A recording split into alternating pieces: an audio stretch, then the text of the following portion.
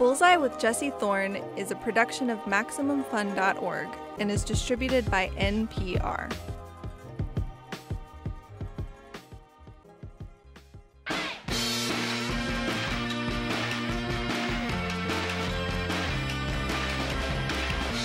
From my house in Los Angeles, it's Bullseye. I'm Jesse Thorn. We are, as they say, living in the golden age of television. Pick pretty much any platform, and you'll be able to stream a drama that just a couple decades ago would have topped every critic's year-end list. Game of Thrones, Mad Men, Ozark, whatever. I submit to you that even in a lineup as stacked as the one that is before us on every streaming service we have, the show Fargo is really something. It gets its title from the Coen brothers movie of the same name, and at moments it is a continuation of the story of the film. At other times, there are references to other movies by the Coens, The Big Lebowski, Barton Fink, No Country for Old Men. Fargo is more than a tribute, though. It's a beautiful, perfectly paced work of TV drama. Each season tells a different story, one that centers around a crime, usually murder.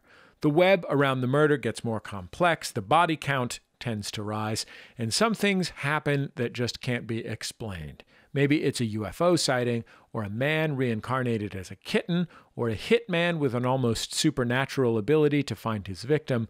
It's a very unique show.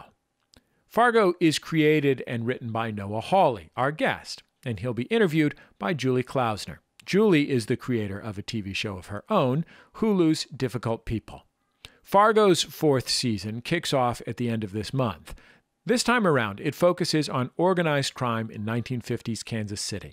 We follow the story of the Cannon family, an all-black crime syndicate headed by Loy Cannon, played by Chris Rock. While working to increase their power and influence, they come up against both the racism of the time and the powerful Fata family, Kansas City's ruling Italian mob. In this scene, we hear from Ethelreda, a young teenage girl whose family gets involved with the Cannons. Ethelreda, played by newcomer Amiri Crutchfield, breaks down the racial climate in Kansas City for ambitious black folks.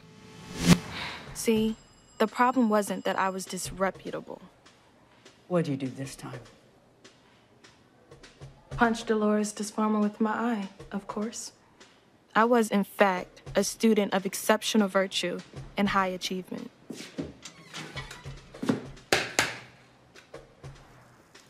The problem was the only thing worse than a disreputable Negro was an upstanding one. And so I endured the slings and arrows of small-minded folk who, in their narrow thoughts, imagined they could teach me a lesson. Noah, thank you so much for being here. Oh, my pleasure. And congratulations on wrapping. I believe, was it Monday that you guys finished the season? Yeah, I think we had a small unit filming some driving footage today, but we are wrapped. All the actors are back home. Should we get the COVID production questions out of the way sooner than later? Sure. How did the break in filming affect how you were planning to finish it? Did it change? Yeah, the script itself didn't really change that much, except it forced me to really question, did I need every single thing? Because I didn't want to put people in any more danger than I had to. You know, we had a 40-page memo laying out all the procedures. We had medical consultants. You know, we were covered in terms of protocol, although we were one of the early returners to filming. You know, the biggest thing that the 5 to 6 month shutdown gave me was time. TV moves so quickly from idea to script to screen that, you know, you have to be a very good instinctual storyteller. And this season, because it has 21 main characters and it's a period epic, I certainly really appreciated having the extra time to work the material after it had been filmed. We ended up creating an extra episode in the middle, as we had 2 or 3 really long episodes that I felt like were going to lose the audience a bit. and it was better to break the story up and focus it in a way that would really pull audiences through. So in the clip that we opened the interview with, we heard Ethel Rita, a young teenage girl whose family gets involved with Lloyd Cannon. Ethel Rita, played by Amiri Crutchfield, breaks down the racial climate in Kansas City for ambitious Black people. Can you tell me a little bit about this character? This is sort of the first character that is, I would say, like a young protagonist whose eyes we kind of see the action unfold through. Yeah, the interesting thing about Fargo, because it's never the same story twice, even the setup and the dynamics of it are different, the time period. What is it that makes it Fargo, I guess, is the question. And part of what makes Fargo Fargo, from the movie that Joel Ethan made to what I've done, is a kind of moral spectrum, a bar graph, if you will. On one side is a character who's all good, which in the movie was played by Frances McDormand. And then on the other side, there's a character who's evil, played by Peter Stormare in the film. And in the middle was Bill Macy, who was struggling with whether to make a good choice or a bad choice, and every time went with the bad choice. And so as I think about these stories, I think about that bar graph. And for the first 3 years of the show, the character, like in the movie, who is all good, has always been a cop. And that is not the experience of a lot of Americans with law enforcement. And so part of why I wanted to do a 4th season was to say, what if that character, that Marge, is not a cop, but is someone like this 16-year-old biracial girl who stumbles upon a crime and is put in a position of being a de facto detective. And that's how we came to that setup. And along those lines, I mean, one of the, at the very least, aesthetic elements of Fargo, the movie, the television show, the part of the country, the snowy weather that you've sort of challenged yourself to escape from, is all of the whiteness, the overwhelming whiteness that one can associate with these stories. And in this particular season, you have so many strong Black characters. How did you approach that challenge? Well, this season is very much about the American experience, issues of immigration and what it means to be an American. The show has always featured different voices from Bokeem Woodbine. In season 2, we've looked at the Native American experience in certain places. But yes, this season has a primary focus on what I guess I would call a kind of outsider experience. This collision in the Midwest of what has been described as 2 great migrations, one of Southern Europeans to America and the other of African Americans up from the South. And these 2 groups meet in Kansas City in our story. Neither has access to the mainstream American experience, and so they have to create an alternate economy, which in our story is crime, though certainly that is not the path most immigrants take. But the idea was to look at that collision and this idea of what it means to be an American. I have my own American experience, which I have a grandmother who came over from Russia when she was 5, and on my father's side, I have more of an English migration much earlier in American history. So, I relied on the voices of other writers who I'd hired, the actors that I worked with, to help me explore experiences that weren't mine. Let's hear another clip from season 4. This is a scene in which crime boss Lloyd Cannon, played by Chris Rock, and his right-hand man, Dr. Senator, played by Glynn Turman, walk into a local bank seeking help with their very big, very lucrative idea.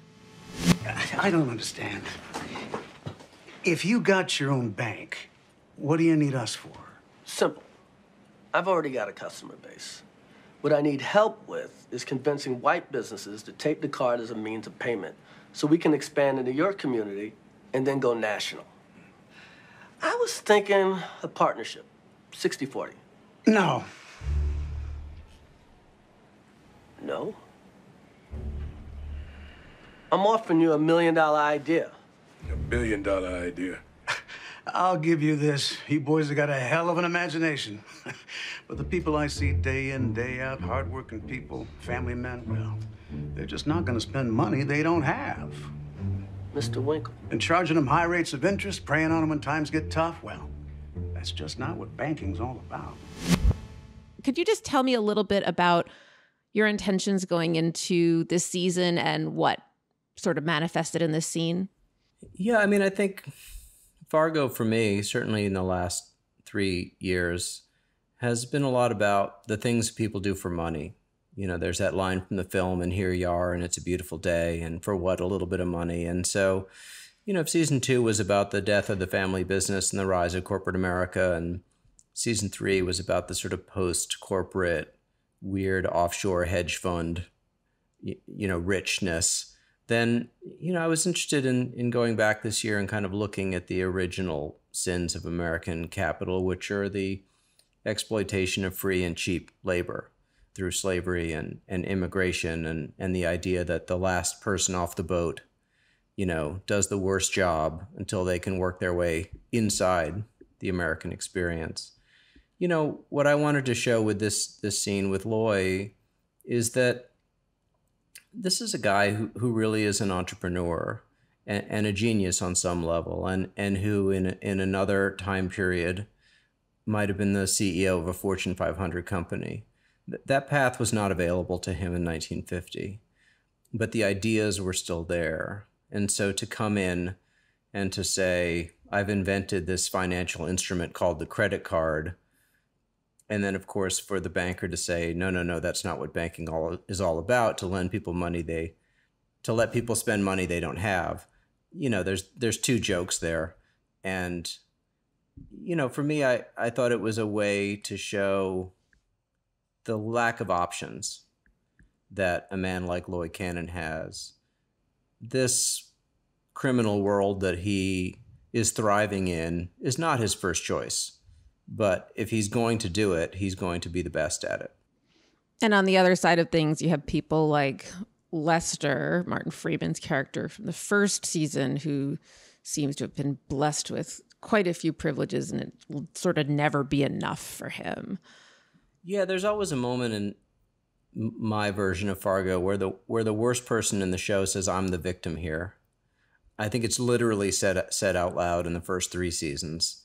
And you know, I think that's on some level that feels like part of villainy, or at least modern villainy, is there's someone who's taking advantage of other people, who claims the role of the victim because their narcissism is so profound that it's hard to, that they can only see the world as working against them.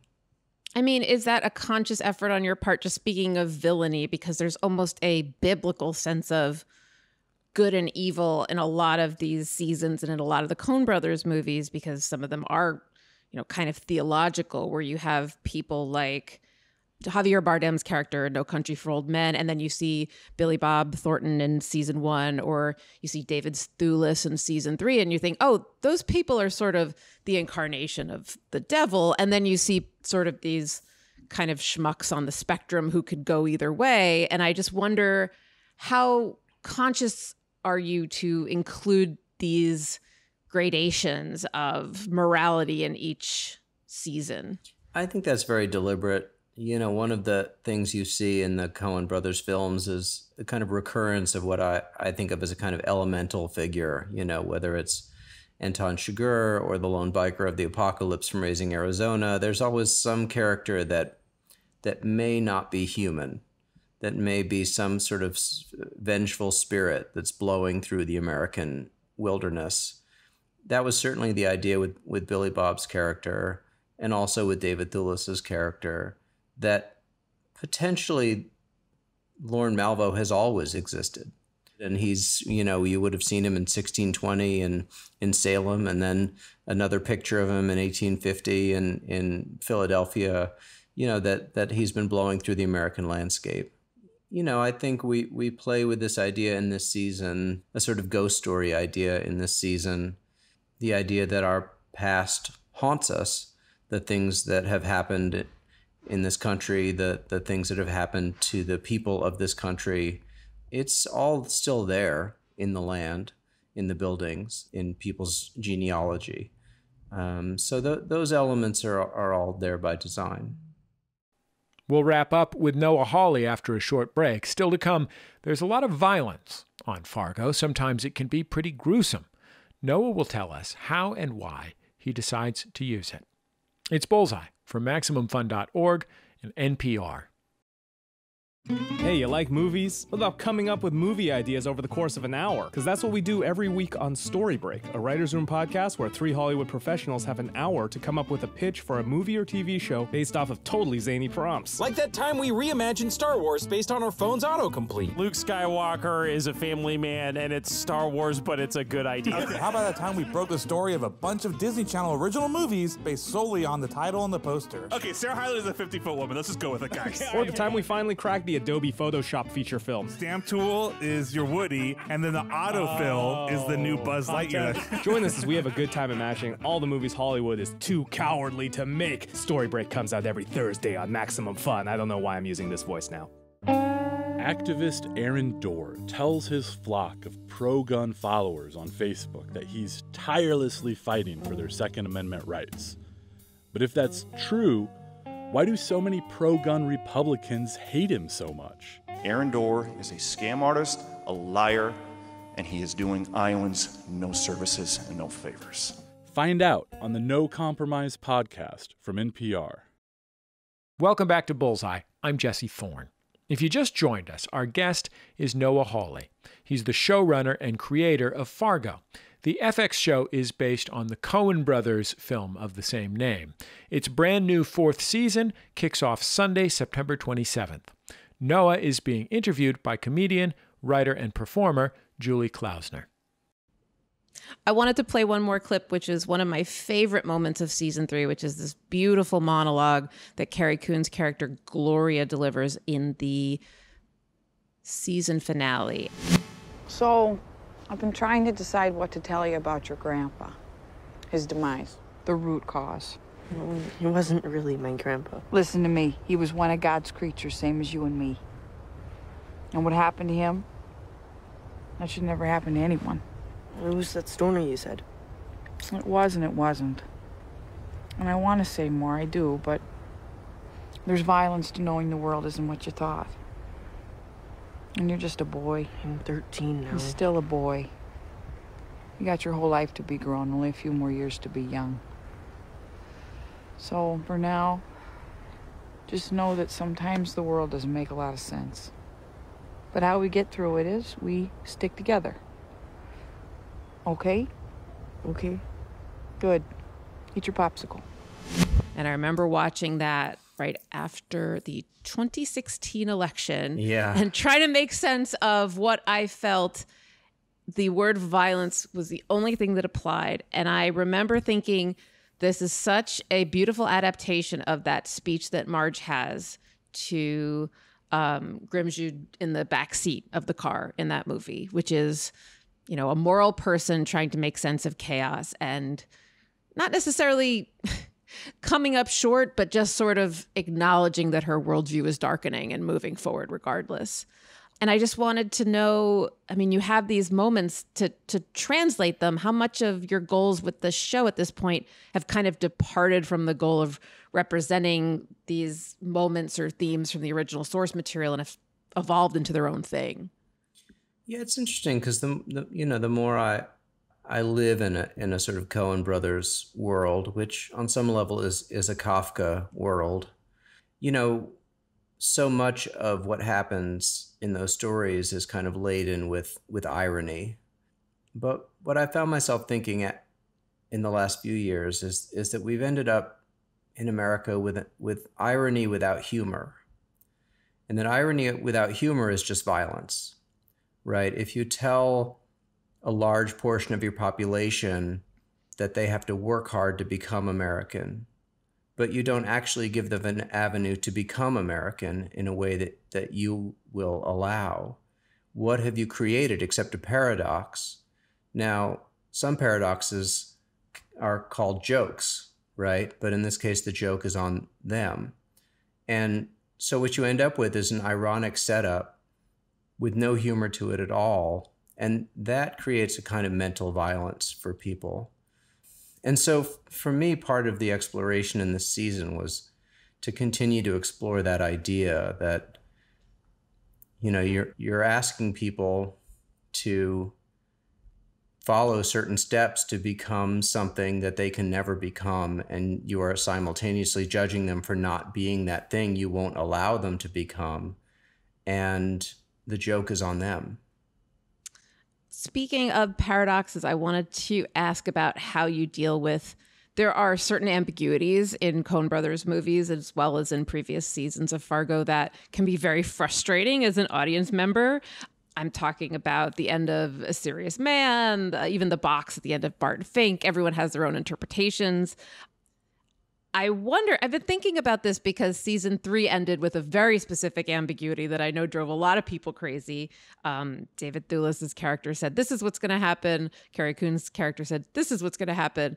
And my question to you is, do you think audiences are more tolerant of those ambiguities? Maybe since the Sopranos finale, I don't know. But the second part of this question is, do you know what happens? Or do you have to know what happens? And if you don't know what happens, are you getting more comfortable with that? How has your attitude towards ambiguity changed? Well, you know, it's interesting because I've always described Fargo as a tragedy with a happy ending. And certainly in the first 2 years, that's what it was. And it's not happy for all the characters. It is a tragedy after all. But for the characters who survive it the way that Marge survived in the movie, there is a kind of transcendence and a kind of happy ending. And you know that, you know, her husband's going to get the 3-cent stamp and she's going to have the baby and tomorrow's a normal day and that's the reward. You know, I felt as I was writing season 3 and in what was the aftermath of the election, which, you know, whichever side you're on certainly caught everybody by surprise and created a reality in America that was not the one we had been living in previously. And I felt so much ambiguity myself about what the future was going to bring that it didn't feel like I could force that happy ending onto it. I felt like on some level it would be a test for the audience as to whether they were optimistic or pessimistic about the future. And for those people who want to believe in the best, you know, the cops were going to walk through that door and David Thewlis was going away for the rest of his life. And for the people who weren't so sure, the other thing was going to happen. And the reality is that's what was going to happen anyway. Do you know what I mean? Like, yeah, you know, and the Schrodinger's cat idea at the end, which was evocative of A Serious Man, is like, yes, well, it all depends on you. And I like to engage audiences that way. You know, I'm a novelist also, and I know as a novelist that the writer does 50% of the work. I write the words, but you tell the story in your head, the pictures that you see. And, you know, filmed entertainment can be more passive, but I find it more interesting to try to create and provoke the audience's imagination so that they are an active watcher of the show. Do you think you know what happens, or are you not sure? Does that change? Oh, no. I mean, I like to believe that the arc of history bends towards justice. You know, I'm a Carrie Coon fan. I want to believe that, you know, that the Gloria's right. The quote, good guy wins in the end, you know? So that's my hope, you know, but on some level. But you're not David chasing it. You're not like, tee, I know that he's dead, but you don't. No, I mean, different.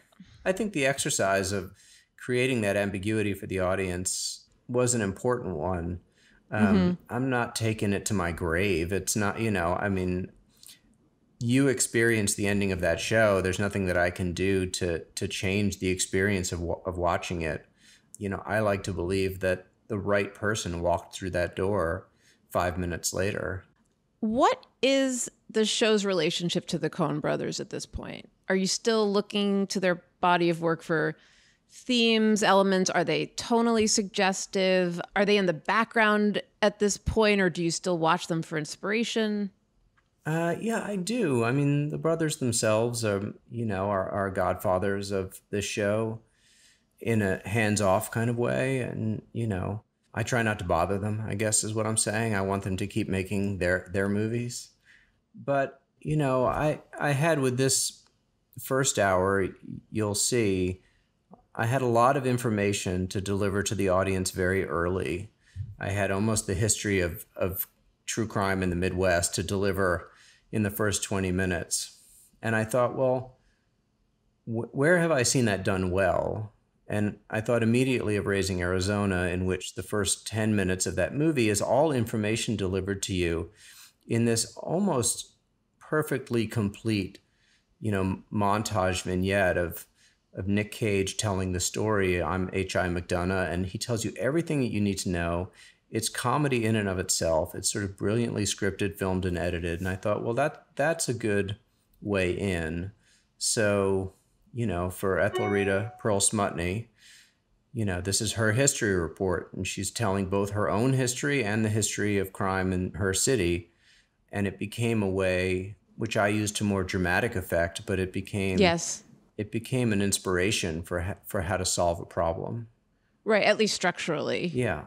And then you have that gorgeous gender reversed Raising Arizona moment in the second episode, which is Yeah. exhilarating as a Coen Brothers nerd. And there was a lot of Hudsucker in that banking scene, I felt. Yeah, it's kind of unavoidable, the Hudsucker, when you get a banker and a pneumatic tube, and, it was fun. And it was sort of the one moment in which I was asking Chris Rock. It was the one sort of overtly comic scene in the episode, which, of course, for his character was hugely important and dramatic, but, the absurdity of it existed also. Has it been a goal of yours to make a series that people who are not familiar with the Coen Brothers would still appreciate? Yeah, I mean, at a certain point for me, their voice and my voice, I stopped worrying about if it feels like them. Certainly by the second season, when I was telling a much broader story, more of a period epic, and then into season 3. I mean, I have my own stories I want to explore and cinematic style as a filmmaker that I'm working with, and I think that the lessons that I continue to take for them are about tone of voice. It's about the balance of kind of the grittiness and spirituality, the sort of, mysticism on a certain level that you would get from A Serious Man, or yes, balanced with the kind of cold-bloodedness that you would find in No Country. The range of tone and the balance of characters. Really the show is about trying to create a state of mind. I likened it very early on to being asked to paint a picture of New York City without any of the buildings, the actual buildings, but it still has to feel like New York City. And it's like, what is that even? How do you do that? How do you adapt a movie without any of the characters or the story from the movie? What are you left with except the feeling that you get from watching that movie? And I thought, oh, that's interesting. How can I create that feeling with none of the elements that are there? That became a really exciting challenge.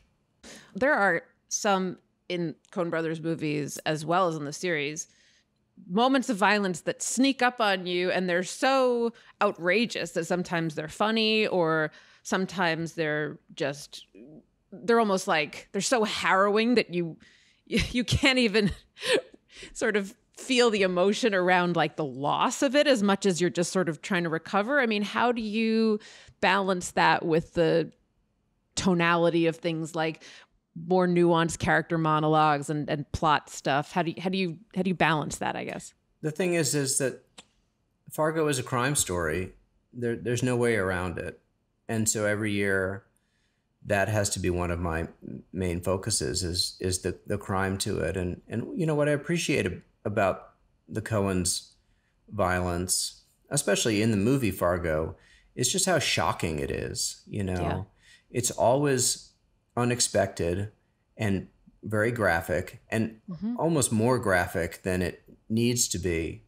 And it does create a visceral reaction in you. Yeah. I have a mandate that the violence should never be entertainment. I think too much of our media that we consume is violence as entertainment.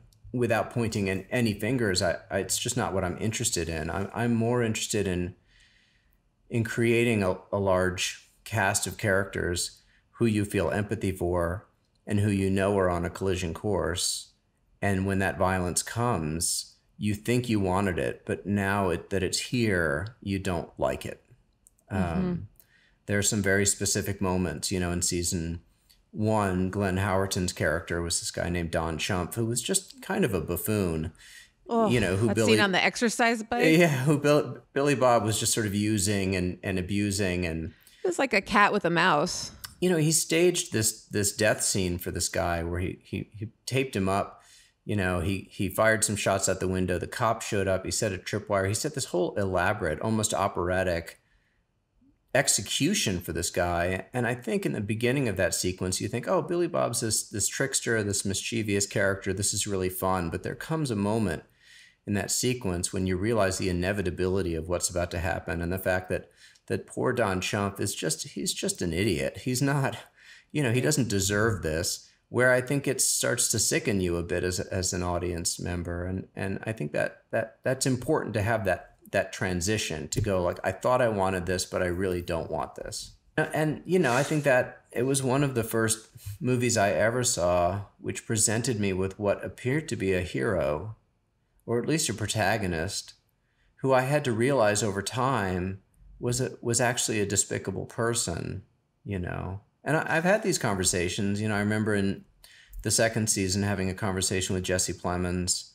who is a very method actor, and his character kills someone in the first hour, and I noticed the next couple of episodes while we were filming, his energy was really low, and I said, what's going on? He said, well, I just feel like I would see this guy's face every day that I killed. And I was like, oh no, that's acceptance, right? Depression is acceptance. You're in denial. Denial is up energy. Denial is nope, that didn't happen. We're not thinking about that. There's a hysteria to denial that is very much a part of Fargo on some level. Well, congratulations on the 4th season, and thank you so much for chatting with me, Noah. I'm such a big fan of the show. Excellent. Thank you so much.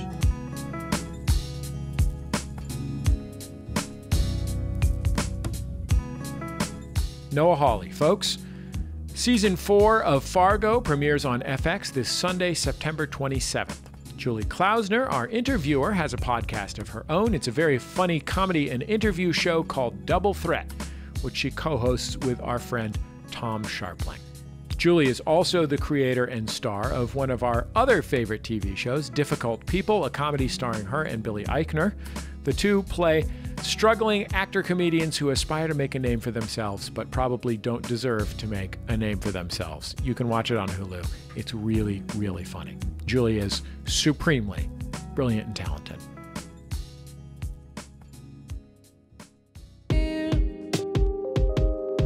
That's the end of another episode of Bullseye. Bullseye produced from the homes of me and the staff of Maximum Fun in and around greater Los Angeles, California, where I am giving away a bed. I bought a new bed at the thrift store the other day, and I'm trying to give away my old bed. It's a nice bed. I bought it at a popular Swedish furniture store, and hopefully somebody will come get it from me, because it's taking up a lot of room in my backyard. Our show is produced by Speaking Into Microphones. Our producer is Kevin Ferguson. Jesus Ambrosio and Jordan Cowling are our associate producers. We get help from Casey O'Brien. Our interstitial music is by Dan Wally, also known as DJ W. Our theme song is by the Go Team. Thanks to them and their label Memphis Industries for letting us use it. Special thanks this week to Bullseye special correspondents Jordan Morris and Julie Klausner. You can keep up with the show on Facebook, Twitter, and YouTube. Just search for Bullseye with Jesse Thorn. And I think that's about it. Just remember, all great radio hosts have a signature sign-off. Bullseye with Jesse Thorn is a production of MaximumFun.org and is distributed by NPR.